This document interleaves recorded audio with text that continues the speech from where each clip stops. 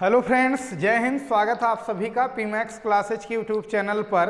तो आज हम लोग पढ़ने चल रहे हैं ऑप्टिक्स का एक बड़ा ही प्यारा सा खूबसूरत सा टॉपिक जिसका नाम है प्रिज्म। तो आज हम इस वीडियो में पढ़ेंगे कि प्रिज्म किसे कहते हैं, प्रिज्म का अल्पतम विचलन कोण क्या होता है प्रिज्म से रिलेटेड, और प्रिज्म के पदार्थ का अपवर्तनांक हम इस वीडियो में निकालेंगे। और लास्ट में उस फॉर्मूले पर दो कॉम्पिटिटिव क्वेश्चन हम लोग करने वाले हैं। तो आइए स्टार्ट करते हैं। प्रिज्म क्या है टॉपिक आज का? प्रिज्म, PRISM, प्रिज्म क्या है? प्रिज्म तो किसी कोण पर झुके, सामने से अगर इसको देखोगे प्रिज्म को तो इसी तरह से त्रिभुज के आकार का दिखता है। तो ये कोई कोण है, कुछ ना कुछ ये एंगल है, ये वाला एंगल। किसी कोण पर झुके कांच के दो समतल, एक समतल पृष्ठ ये है, एक समतल पृष्ठ ये है, बीच में भी मटेरियल भरा हुआ है। क्या मटेरियल भरा हुआ है? कांच। तो किसी कोण पर झुके कांच के दो समतल पारदर्शी पृष्ठों से घिरे माध्यम को क्या बोलते हैं? प्रिज्म कहते हैं। किसी कोण पर झुके कांच के दो समतल पारदर्शी पृष्ठों से घिरे माध्यम को प्रिज्म कहते हैं। डिफिनेशन समझ में आया? यहां पर समझ सकते हैं इस तरह से कि किसी कोण पर झुके, ये अगर सामने से इसका देखेंगे फ्रंट व्यू तो ये इस तरह से दिखता है। ये जो सामने से आप लोगों को त्रिभुज दिख रहा है ये इस तरह से दिखता है। और अगर घुमा कर देखेंगे तो इस तरह से ये समतल पृष्ठ है, ये फिर क्या है? समतल पृष्ठ है। और ये क्या है? वो कोण है। तो सामने से देख रहे हैं तो त्रिभुज के आकार का दिख रहा है। एक समतल पृष्ठ ये है, एक समतल पृष्ठ ये है। तो 3D पिक्चर है, कहने का मतलब है प्रिज्म। तो इस तरह से प्रिज्म दिखता है। तो किसी कोण पर झुके कांच के दो समतल पारदर्शी पृष्ठों से घिरे माध्यम को प्रिज्म कहते हैं। अब यहाँ पर ये जो AB है, ये AB और ये जो AC है, AB और AC को हम लोग बोलते हैं अपवर्तक पृष्ठ। अगर ये दोनों पृष्ठ अपवर्तन में भाग ले रहे हैं तब, अगर एक पृष्ठ से प्रकाश किरण आकर दूसरे पृष्ठ से निकल रही है तो इन दोनों पृष्ठों को हम क्या कहेंगे? अपवर्तक पृष्ठ कहेंगे। ये दोनों भी अपवर्तक पृष्ठ हो सकते हैं और ये दोनों पृष्ठ भी अपवर्तक पृष्ठ हो सकते हैं। लेकिन जनरली कौन से अपवर्तक पृष्ठ हम लोग मानेंगे? कि जनरली हम लोग मानेंगे यही दो, ठीक है, क्योंकि सीधा पड़ता है बनाने में। बात समझ में आई? तो ये क्या है? अपवर्तक पृष्ठ। अपवर्तक पृष्ठ अगर ये दोनों बने हैं तो इसका मतलब एक सिरे से प्रकाश आएगी और दूसरे सिरे से प्रकाश निकलेगा, ठीक है। यहाँ BC क्या है? तो BC है प्रिज्म का आधार। BC को क्या बोलते हैं? प्रिज्म का आधार कहते हैं। BC क्या है? प्रिज्म का आधार है। BC है, ये BC है प्रिज्म का आधार। और जो अभी अभी हमने आपको दिखाया सामने वाला हिस्सा, ये ABC क्या है? इसको बोलते हैं प्रिज्म का मुख्य परिच्छेद। क्या बोलते हैं? प्रिज्म का मुख्य परिच्छेद कहते हैं इसे। क्या बोलते हैं? प्रिज्म का मुख्य परिच्छेद। और ये एंगल जो A है इसको बोलते हैं प्रिज्म कोण या अपवर्तक कोण। कौन सा कोण? कोण A को बोलते हैं प्रिज्म कोण या अपवर्तक कोण। प्रिज्म कोण या अपवर्तक कोण, प्रिज्म कोण या अपवर्तक कोण। इसका काम क्या है? तो जब कोई श्वेत प्रकाश किरण प्रिज्म पर आपतित होती है तो वो 7 रंगों में विभक्त हो जाती है। इंद्रधनुष में कितने रंग होते हैं? 7 रंग होते हैं। तो ऐसे अगर कोई व्हाइट लाइट जैसे सूर्य का प्रकाश, ठीक है, जब प्रिज्म पर आपतित होता है तो अपने अवयवी रंगों में विभक्त हो जाता है, यानी 7 रंगों में विभक्त हो जाता है प्रिज्म द्वारा। और इस घटना को सर्वप्रथम वैज्ञानिक सर आइजक न्यूटन साहब ने दिखाया था कि उन्होंने श्वेत प्रकाश किरण को एक प्रिज्म द्वारा, ठीक है, 7 रंगों में विभक्त करके, यानी अवयवी रंगों में विभक्त करके दिखाया था। तो ये टर्मिनोलॉजी प्रिज्म से रिलेटेड हमें पता होनी चाहिए। इसके बीच में मटेरियल भरा होता है, कांच भरा होता है। ये मत समझना कि ये खोखला है, ठीक है। भीतर भी क्या भरा होता है? कांच भरा होता है। और ये दोनों पृष्ठ कैसे होते हैं? समतल, एक जैसे पृष्ठ होते हैं, समतल पृष्ठ होते हैं, ठीक है। तो ये है प्रिज्म कोण या अपवर्तक कोण, क्या किस काम में आता है ये बात भी समझ चुके हैं। अब आइए कुछ और नई चीज़ें हम लोग पढ़ते हैं, इसको नोट कर सकते हैं वीडियो पॉज करके या स्क्रीनशॉट ले सकते हैं। डिफिनीशन 2-3 बार वीडियो पॉज करके लिख सकते हैं प्रिज्म का डिफिनीशन जो हमने बोला है स्टार्टिंग में। तो आइए अब स्टार्ट करते हैं। यहाँ से कुछ और आगे का पॉइंट ये है, प्रिज्म पर गिरने वाली किरण को हम लोग बोलते हैं आपतित किरण। कौन सी किरण है? आपतित किरण।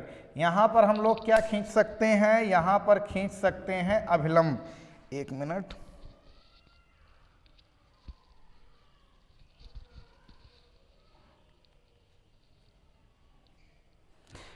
देख लिया जाए कि बन रहा है या नहीं। हाँ बन रहा है, ठीक है, ओके, वेलकम बैक। तो गिरने वाली प्रकाश किरण को क्या बोलते हैं? आपतित किरण। ये क्या है? अभिलंब। यहां से चूंकि प्रकाश कहां से कहां जा रहा है? विरल से सघन में, तो अभिलंब की ओर झुक जाएगी। ये कौन सी किरण है? तो इस किरण का नाम है अपवर्तित किरण। कौन सी किरण है ये? अपवर्तित किरण। और फिर यहाँ पर एक पृष्ठ दिख रहा है, तो यहाँ भी क्या खींच सकते हैं हम लोग? अभिलंब खींच सकते हैं। अब चूंकि सघन से विरल में जा रहा है तो अभिलंब से दूर हट जाएगी और इस प्रकाश किरण को बोलते हैं निर्गत किरण। कौन सी किरण? ये है निर्गत किरण। बात समझ में आई? ये है आपतित किरण, ये है अपवर्तित किरण, और ये कौन सा कोण है? ये कौन सी किरण है? निर्गत किरण। अभिलंब और आपतित किरण के बीच का ये जो कोण है, ये कौन सा कोण कहलाएगा? आपतन कोण। ये कौन सा कोण? अपवर्तन कोण। तो इसको मान ले रहे हैं कितना? आर मान ले रहे हैं। अब यहाँ पर जरा समझ लो, ये कोण इस पृष्ठ के लिए ये जो है ये आपतन कोण जैसा काम करेगा, तो आपतन कोण इसको मान ले रहे हैं आर डैश, और ये कौन सा कोण है? अपवर्तन कोण है। कौन सा कोण है? अपवर्तन कोण है, तो इसको हम लोग मान ले रहे हैं आई डैश, या निर्गमन कोण भी इसको बोलते हैं। कौन सा कोण है? ये बाहर वाला कोण जो है आई डैश माना जाता है, इसको मान ले रहे हैं आर डैश, और इसको मान ले रहे हैं आर, इसको मान ले रहे हैं आई। तो आई है आपतन कोण, आर है अपवर्तन कोण। इस पृष्ठ के लिए, इस वाले पृष्ठ के लिए आपतन कोण अपवर्तन कोण का काम ये करेंगे। तो ये समझ में आ चुका होगा। अब यहीं पर हम लोग एक चीज और पढ़ेंगे, विचलन कोण का मान। तो क्या है? फिर से एक बार चित्र बनाया जा रहा है। ये है अपना खूबसूरत सा प्रिज्म। ये कौन सी किरण? आपतित किरण। ये कौन सी किरण? अपवर्तित किरण। ये कौन सी किरण? निर्गत किरण। आपतित किरण को आगे बढ़ाने पर तथा निर्गत किरण को पीछे बढ़ाने पर, आपतित किरण को आगे बढ़ाने पर तथा निर्गत किरण को पीछे बढ़ाने पर, इनके बीच जो ये कोण बन रहा है, इसी को हम लोग बोलते हैं विचलन कोण। कौन सा कोण? विचलन कोण, एंगल ऑफ डेविएशन, विचलन कोण। इसे हम लोग प्रदर्शित करते हैं डेल्टा से। किस अक्षर से प्रदर्शित करते हैं? तो इसे डिनोट करते हैं डेल्टा से। आपतित किरण को आगे बढ़ाने पर, निर्गत किरण को पीछे बढ़ाने पर, इनके बीच बने कोण को क्या बोलते हैं? अल्पतम विचलन, विचलन कोण कहते हैं। ठीक है, ये है आपतित किरण, ये है निर्गत किरण। अपवर्तित किरण का इससे कोई लेना देना नहीं है विचलन कोण से। अब क्या देखा गया है? प्रैक्टिकली देखा गया है कि जैसे जैसे हम लोग आपतन कोण का मान बढ़ाते हैं, जैसे जैसे आपतन कोण का मान बढ़ाते हैं, इंक्रीज करते हैं, वैसे वैसे विचलन कोण का मान घटता है। क्या बात कर रहे हैं? जैसे जैसे आपतन कोण को बढ़ाते हैं, वैसे वैसे विचलन कोण का मान डिक्रीज होता है, घटता है। और एक विशेष आपतन कोण ऐसा आता है कि एक विशेष आपतन कोण हमें ऐसा मिलता है कि जिस पर विचलन कोण का मान सबसे न्यूनतम हो जाता है। क्या बात कर रहे हैं? आपतन कोण बढ़ाने पर, क्या लगातार आपतन कोण बढ़ाने पर लगातार ये घटता है? तो आंसर है नहीं। क्या हुआ? शुरुआत में जब आपतन कोण बढ़ाया जाता है तो विचलन कोण घटता है, और एक विशेष आपतन कोण पर विचलन कोण का मान न्यूनतम होता है, और उसके बाद फिर विचलन कोण क्या होने लगता है? आपतन कोण के बढ़ाने पर विचलन कोण बढ़ने लगता है। ये प्रैक्टिकली देखा गया है। और उस विशेष आपतन कोण को जिस पर, यानी उस विशेष आपतन कोण पर जब जो हमें विचलन कोण मिलता है उसे हम विचलन कोण ना कहकर बल्कि अल्पतम विचलन कोण कह देते हैं, सबसे कम वाला विचलन कोण। एक विशेष आपतन कोण पर ही सबसे कम वाला विचलन कोण हमें प्राप्त होता है। ठीक है, तो अगर हम ग्राफ बनाएं तो ग्राफ से बात ज़्यादा समझ में आएगी। इस तरह से इसको स्क्रीनशॉट ले सकते हैं या वीडियो पॉज करके अगर नोट कर रहे हैं तो ये नोट करते हुए चले। ठीक है, क्या है विचलन कोण, अपवर्तित किरण कौन सी किरण है, आपतित किरण कौन सी किरण है, निर्गत किरण कौन सी किरण है, ये सब समझ चुके होंगे। तो अब हम लोग वक्र बनाने चल रहे हैं। क्या है ये, x अक्ष पर हम मान ले रहे हैं आपतन कोण। x अक्ष पर कौन सा कोण, आपतन कोण। y अक्ष पर कौन सा कोण, विचलन कोण। अगर इनका हम ग्राफ बनाएंगे तो ग्राफ कुछ इस तरह से बनता है। ये ग्राफ है, जैसे जैसे देख लो आपतन कोण जब इतना है तो विचलन कोण का मान ये है। आपतन कोण और बढ़ा दो, विचलन कोण घट गया। आपतन कोण और बढ़ा दो, विचलन कोण घट गया। आपतन कोण और बढ़ा दो, विचलन कोण घट गया। आपतन कोण और बढ़ा दो, विचलन कोण सबसे कम हुआ। सबसे कम वाला पॉइंट यही मिला है, विचलन कोण घट गया। आपतन कोण और बढ़ा दो, विचलन कोण फिर बढ़ने लगा। आपतन कोण और बढ़ा दो, विचलन कोण बढ़ने लगा। आपतन कोण और बढ़ा दो, विचलन कोण बढ़ने लगा। बात समझ में आई?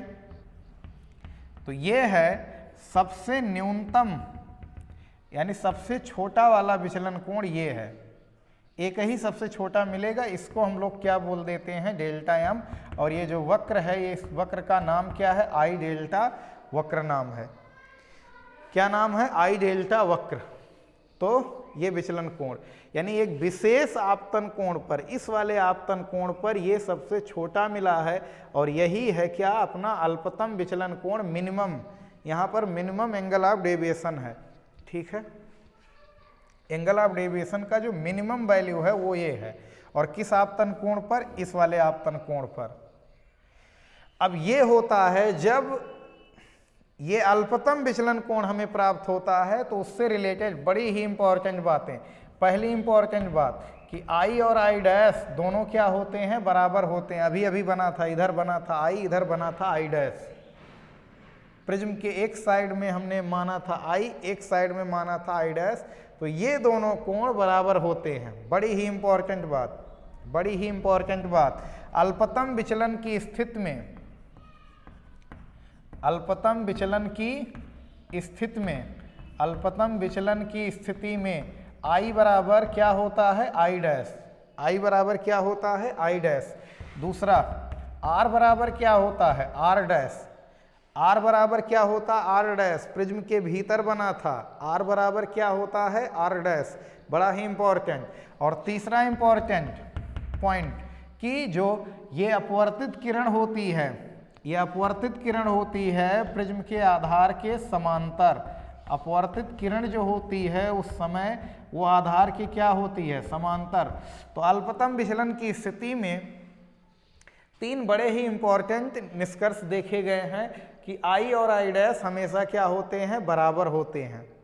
आर और आर डैश क्या होते हैं, बराबर होते हैं। और जो अपवर्तित किरण होती है वो प्रिज्म के आधार के समांतर हो जाती है। तो अल्पतम विचलन का ग्राफ समझ में आ गया होगा, कहाँ मिलता है, कैसे। विचलन कोण का डेफिनेशन क्या है, प्रिज्म क्या है, प्रिज्म करता क्या है। ठीक है, और अल्पतम विचलन की स्थिति में महत्वपूर्ण बातें। आई होप ये बातें आपको समझ में आ गई होंगी। एक बार फिर से देख लिया जाए वीडियो बन रहा है या नहीं। ठीक है, हाँ सही चल रहा है। तो अब आइए हम लोग डेरिवेशन करेंगे। प्रिज्म के पदार्थ के अपवर्तनांक का सूत्र हम लोग निकालेंगे। ठीक है, तो इसको स्क्रीनशॉट ले लीजिए और ये बड़ा ही काम का है। प्रिज्म के पदार्थ के अपवर्तनांक के सूत्र में ये बड़ा ही काम का है। तो इसको मिटा रहे हैं, टेक अ स्क्रीनशॉट।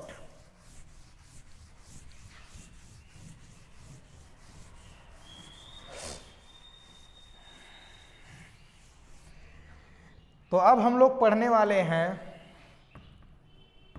प्रिज्म के पदार्थ के, प्रिज्म के पदार्थ के अपवर्तनांक का सूत्र, प्रिज्म के पदार्थ के अपवर्तनांक का सूत्र, प्रिज्म के पदार्थ के अपवर्तनांक का सूत्र। तो चलिए फिर से बना रहे हैं चित्र खूबसूरत सा। ये है अपना प्रिज्म, क्या है? प्रिज्म है।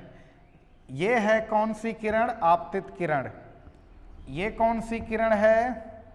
तो ये है अपवर्तित किरण। ये कौन सी किरण है? निर्गत किरण। यहाँ पर खींच लेते हैं क्या? अभिलंब। अभिलंब जो होगा वो पृष्ठ की क्या होगा? लंबवत होगा। तो इस तरह से हम लोगों को अभिलंब खींचना है कि अभिलंब जो हो वो पृष्ठ के लंबवत हो। तो ये है अभिलंब। यहाँ पर भी एक अभिलंब और खींच लो तो क्या होगा? यहाँ पर अभिलंब जब खींचेंगे तो ये है अभिलंब इस पृष्ठ का, पहले पृष्ठ का अभिलंब ये है। थोड़ा और अच्छा, ये है अभिलंब और ये है इस पृष्ठ का अभिलंब। ये है आपतित किरण। ये कोण कौन सा होता है? आई। ये कोण कितना होता है? आर। ये कोण कितना होता है? R dash. ये कोण कितना होता है? I dash. अब क्या अगर आपतित किरण को हम लोग आगे बढ़ाएं और निर्गत किरण को पीछे बढ़ाएं तो ये जो बीच का कोण बनता है दैट इज डेल्टा, विचलन कोण। बात समझ में आई? इसको नाम दिया गया था क्या? ABC। मान लिया प्रिज्म के पदार्थ का अपवर्तनांक जो है वो कितना है? स्मॉल n है। तो हमें n का मान निकालना है कुछ एंगल A के टर्म में और डेल्टा वगैरह के टर्म में हम लोगों को प्रिज्म के पदार्थ का अपवर्तनांक ज्ञात करना है। तो अब आइए स्टार्ट करते हैं। इसको नाम दे सकते हैं PQRS और इस पॉइंट को मान ले रहे हैं M, इस पॉइंट को मान ले रहे हैं कितना? N। अब सबसे पहले हम लोग प्रिज्म के पदार्थ का अपवर्तनांक निकालेंगे तो हमारा दो मकसद रहता है। हम लोग निकालेंगे I का मान और R का मान। आपतन कोण का मान निकालेंगे और अपवर्तन कोण का मान निकालेंगे। अब आपतन कोण का मान और अपवर्तन कोण का, ताकि हम स्नेल का नियम लगा सकें। ठीक है, तो हमारा मकसद है I और R निकालना, वो भी अल्पतम विचलन की स्थिति में I और R निकालना हमारा मकसद है। तो सबसे पहले शुरुआत करते हैं कहाँ से? इस त्रिभुज में, इस चतुर्भुज में AQNR में। किस चतुर्भुज में? थोड़ा सा आप लोग जूम करके देख लेना। चतुर्भुज AQNR में, ये चतुर्भुज AQNR में क्या है? ये वाला कोण, कोण A प्लस कोण Q है 90 डिग्री। क्यों 90 डिग्री? क्योंकि अभिलंब है, तो अभिलंब जो है वो पृष्ठ से कितना कोण बना रही होगी? 90 डिग्री। कोण N नहीं पता। फिर प्लस कितना? ये वाला भी कोण कितना होने वाला है? फिर ये अभिलंब है तो ये कोण जाहिर सी बात है कितना होगा? 90 डिग्री। और चतुर्भुज के चारों कोणों का योग कितना होने वाला है? 360। ये दोनों 90-90 जुड़कर उस पार चले जाएंगे, 180 हो जाएगा। तो A plus N is equal to 360 degree minus 180 degree, तो कितना हो जाएगा? 180 डिग्री। बात समझ में आई? अब फिर क्या, यहाँ से अगर हम लोग n का मान निकालना चाहें तो कितना रख सकते हैं? 180 डिग्री माइनस a, या a प्लस n बराबर 180 डिग्री या n बराबर 180 डिग्री माइनस a। यानी ये वाला कोण हमें पता चल गया जो हमें नहीं पता था। तो सबसे पहले शुरुआत करेंगे हम इस चतुर्भुज में, बड़े वाले चतुर्भुज में। फिर नीचे वाला त्रिभुज दिख रहा होगा छोटा सा, त्रिभुज QNR में फिर लगा देंगे। QNR में फॉर्मूला फिर से लगाएंगे तो ये R plus N plus R dash, ये तीनों कोण मिलकर कितना हो जाएंगे? R plus N plus R dash मिलकर कितने हो जाएंगे? 180 डिग्री। कितना हो जाएगा? 180 डिग्री। अब यहाँ से n का मान हम लोग रख सकते हैं तो R plus R dash plus n की जगह पर रख सकते हैं 180 डिग्री माइनस a, और बराबर इधर कितना है? 180 डिग्री। ये कट गया, a चला गया इस पार, तो ये आ गया अपने पास R प्लस R डैश बराबर यहाँ से कितना? a।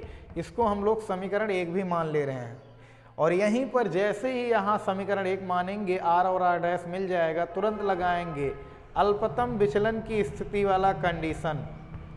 अल्पतम विचलन की स्थिति में, क्या बताए थे अल्पतम विचलन की स्थिति में कि I और I डैश हमेशा क्या होंगे बराबर, R और R डैश हमेशा क्या होंगे बराबर। तो R डैश बराबर क्या लिख सकते हैं R, इसलिए क्या होगा R प्लस R बराबर A, या 2R बराबर हो जाएगा A, या R बराबर हो गया कितना A/2।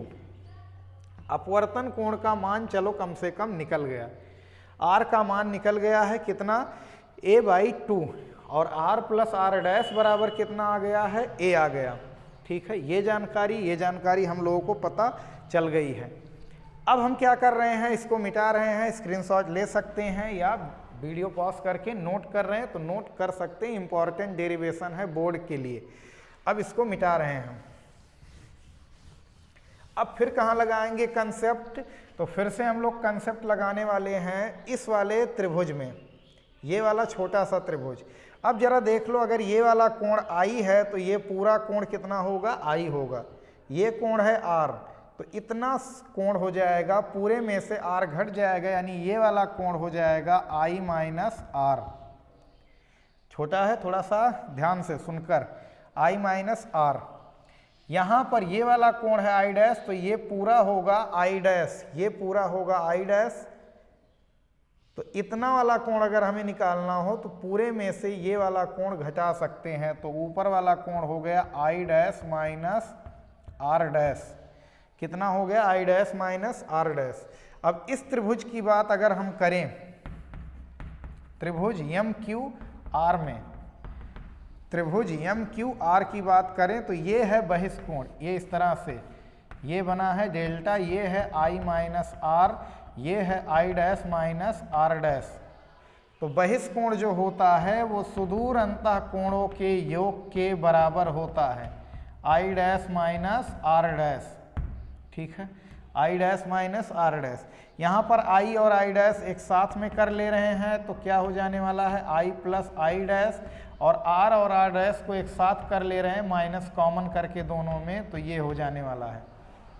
समीकरण 1 से इसका मान रख लो तो कितना हो जाएगा, delta is equal to I plus I dash minus कितना, माइनस में कितना क्या हो जाएगा A, कितना हो गया A हो गया। अब बात समझ में आई। फिर यहाँ पर भी लगा देंगे अल्पतम विचलन की स्थिति, अल्पतम विचलन की स्थिति में, तो अल्पतम विचलन की स्थिति में, किसकी स्थिति में, अल्पतम विचलन की स्थिति में। तो इधर वाला पॉइंट फिर से हम मिटा रहे हैं, तो क्या होगा समझिए जरा, ये याद रखे रहना आप लोग कि R का मान कितना आ चुका है A/2, R का मान कितना A/2 आ चुका है। तो यहाँ पर अल्पतम विचलन की स्थिति में क्या होता है, I और I डैश बराबर होते हैं तथा डेल्टा किसके बराबर हो जाएगा, डेल्टा M के। इसलिए क्या होने वाला है, क्या होने वाला है, delta M is equal to, I को I ही रहने दो, I डैश की जगह हम लोग लिख सकते हैं I माइनस का A। तो delta M is equal to I 2I minus A। तो यहाँ से एक फॉर्मूला भी आ गया, छोटे मोटे खुटर पुटर प्रश्नों में ये फॉर्मूला भी काम आने वाला है। डेल्टा M बराबर 2I माइनस A। यहाँ से इसको उल्टा लिख सकते हैं तो क्या होगा, 2I minus A is equal to delta M, या A को उस साइड में भेज दो तो कितना हो जाएगा A plus delta M, minus है उस पार जाएगा प्लस होगा, मुलाकात होगा डेल्टा M से।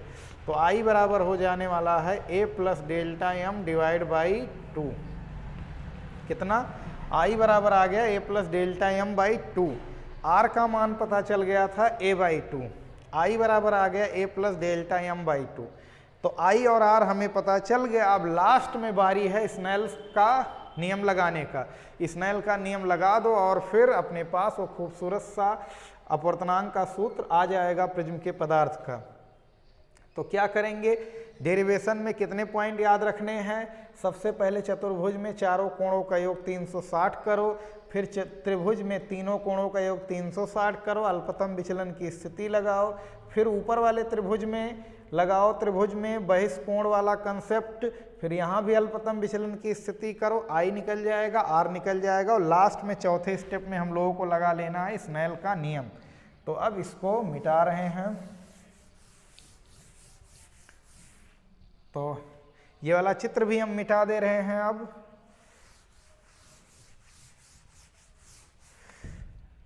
तो इसलिए स्नेल के नियम से, स्नेल के नियम से क्या कहता है स्नेल का नियम? तो n इज इक्वल टू कितना हो जाएगा, साइन आई डिवाइड बाई कितना, sine R, sine I divide by कितना, साइन आर। तो n इज इक्वल टू हो जाने वाला है, साइन आई का मान हम लोग निकाल चुके हैं a plus delta m by 2 और डिवाइड बाई साइन आर का मान अभी अभी मिटाए हैं a बाई 2। तो ये आ चुका है प्रिज्म के पदार्थ के अपवर्तनांक का formula, n is equal to sine a plus delta m by 2 divide by sine a by 2। ये है प्रिज्म के पदार्थ के अपवर्तनांक का सूत्र है। ठीक है, अब यहाँ पर क्या करने वाले हैं, यदि प्रिज्म बहुत पतला हो, यदि प्रिज्म बहुत पतला हो, प्रिज्म बहुत पतला हो, यानी एक चीज और भी है कि प्रिज्म के पदार्थ का अपवर्तनांक जो है वो कितना होता है, n बराबर sine a plus delta m by 2 divide by sine a by 2। a क्या है, प्रिज्म कोण या अपवर्तक कोण, डेल्टा m क्या, अल्पतम विचलन कोण।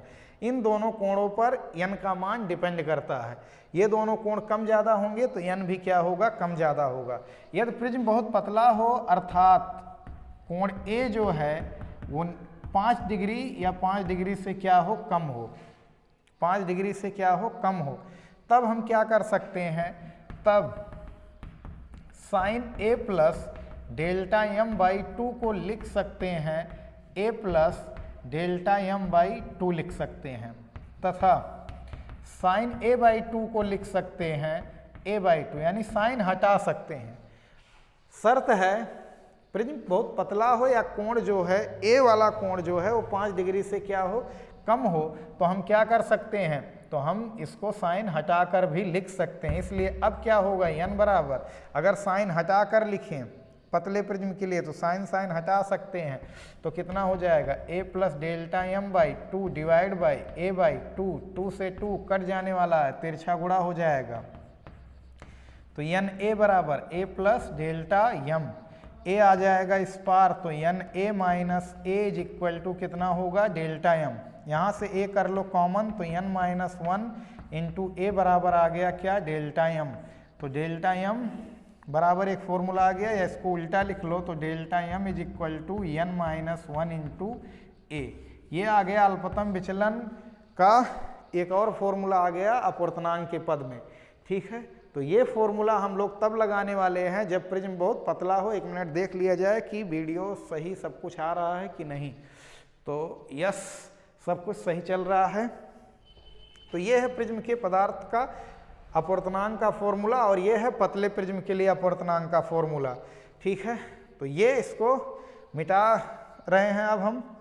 अब इस पर रिलेटेड दो अच्छे क्वेश्चन, एक जेईई मेंस 2012 का क्वेश्चन है और बड़ा ही सरल क्वेश्चन, और एक AIPMT 2015 का क्वेश्चन है। तो इस वीडियो में दो टॉपिक और हम लोग कवर करने वाले हैं, तो इसको मिटा रहे हैं। इंपॉर्टेंट डेरिवेशन था, इसको आप लोग स्टेप बाय स्टेप कर सकते हैं। और डेरिवेशन में हमने 4 पॉइंट बताया कि सबसे पहले बड़े वाले चतुर्भुज में, फिर नीचे वाले त्रिभुज में, फिर ऊपर वाले त्रिभुज में, फिर स्नेल का नियम लगा दो, फिर पतला प्रिज्म हो तो साइन साइन हटा दो। तो फिर इस तरह से सारे फॉर्मूले आप लोग डिराइव कर सकते हैं। क्या था क्वेश्चन आया हुआ था, यहाँ पर दिया है डेल्टा, इधर दिया है आई, पहला ऑप्शन, इधर है डेल्टा, इधर है आई, ये वक्र है। बी ऑप्शन, इधर है डेल्टा वाई अक्ष पर और एक्स अक्ष पर है आई।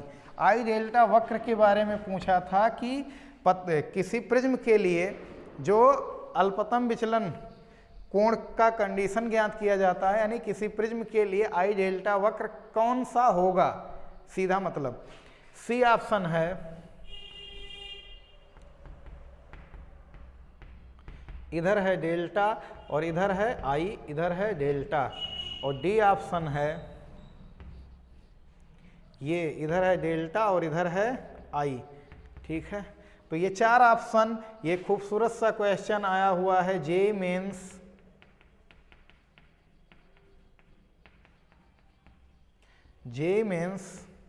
2013 में।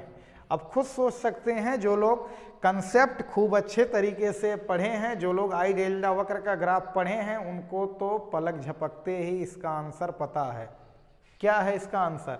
तो सी ऑप्शन इज करेक्ट।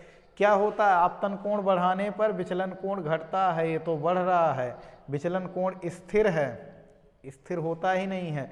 ये क्या, तीक्ष्ण कोना नहीं मिलता है और सरल रेखा के हिसाब से नहीं बढ़ता है, तो ये भी थोड़ा सा टक्कर दे रहा था ये वाला ऑप्शन, लेकिन ये भी क्या है, गलत है। तो कौन सा ऑप्शन सही है? तो सी ऑप्शन करेक्ट है। दूसरा क्वेश्चन है कि एक प्रिज्म के पदार्थ के अपवर्तनांक का मान, एक प्रिज्म के पदार्थ का अपवर्तनांक है कितना, कॉट a/2 है, उसका प्रिज्म कोण है a, तो ये प्रिज्म है अपना ABC, प्रिज्म कोण कितना है, a है। तो पूछा है अल्पतम विचलन कोण क्या होगा, डेल्टा m पूछा है। क्या पूछा है? Delta m। पहला option 180 minus 3a, 180 degree minus 3a, B option है 90 degree minus a, C option है 180 डिग्री माइनस 2a, और डी ऑप्शन है 180 डिग्री माइनस a।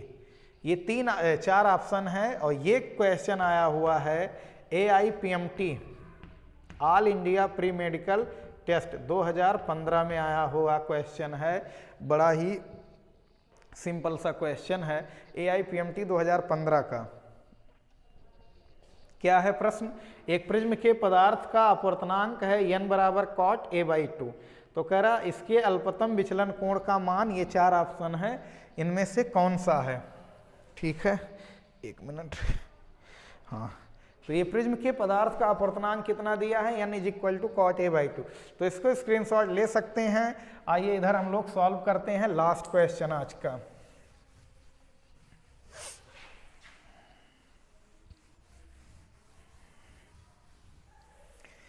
क्या दिया है, n बराबर दे रखा है कितना, cot a/2। पूछ क्या रहा है हमसे, डेल्टा m पूछ रहा है। तो चूंकि अभी अभी हम लोग पढ़े n = क्या, sine a plus delta m divide by 2 और divide by sign a/2। Prism के पदार्थ के अपवर्तनांक का ये वाला फॉर्मूला n के प्लेस पर पुट कर दो, रख दो कितना, cot a/2, तो कितना हो जाएगा, sine a plus delta m/2 divide by कितना, साइन a/2। अभी तो हम कुछ कर नहीं सकते, इस कॉट को बदल दो, इसको लिख सकते हैं cos a/2 बटे साइन a/2। यहाँ पर इसको ऐसे ही लेकर चलते रहो, डिवाइड बाई 2, और यहाँ पर क्या, साइन a/2। ये पार्टी साफ हो गई। अब क्या, cos और इधर क्या है, साइन, या तो इधर तुम cos बना लो या तो इधर क्या बना लो, साइन। इसको बदलना आसान है, इसके पास बड़ा ही तामझाम है, तो इसको बदल लो साइन में, ताकि साइन भी कट जाए, क्योंकि जो ऑप्शन में हमें देख रहे हैं, ऑप्शन में जो हमें लाना है, उसमें कहीं साइन और कॉस का नामो निशान नहीं है। तो इस कॉस को हम लिख सकते हैं sine 90 degree minus a/2। Sine 90 minus theta होता है cos theta, sine 90 minus theta होता है कॉस थीटा, और इसको ऐसे ही रहने दो ज्यों का त्यों, a plus delta m divide by 2। अब क्या होगा, साइन से साइन कट जाने वाला है, तो इधर हम लोग सॉल्व कर रहे हैं, यानी बचा क्या भैया, 90 degree minus a/2 is equal to, इधर क्या बचा है, a प्लस डेल्टा m/2। तिरछा गुणा कर दो तो 90 दूना हो जाने वाला है 180 डिग्री, और 2 का गुणा इसमें करोगे 2 कट जाएगा, बचेगा a, और इधर क्या, a प्लस डेल्टा m। अब क्या करना है, इस a को भेज दो इधर, तो 180 डिग्री माइनस a, ये प्लस में है, इस पार आकर माइनस में हो जाएगा डेल्टा m। तो यहाँ से delta m is equal to उल्टा कर दो तो क्या हो जाने वाला है, 180 माइनस 2a। कितना हो जाने वाला है, 180 माइनस 2a। कौन सा ऑप्शन करेक्ट है, तो इसमें भी सी ऑप्शन करेक्ट है। तो ये था क्वेश्चन AIPMT 2015 का बड़ा ही बढ़िया क्वेश्चन। अब आप लोग प्रिज्म से रिलेटेड सारी बात समझ चुके हैं। आप अपने बुक से, टेक्स्ट बुक से क्वेश्चन ट्राई कर सकते हैं इन फॉर्मूलों पर। तो मिलते हैं नेक्स्ट वीडियो में, तब तक के लिए पढ़ाई करते रहें। All the very best.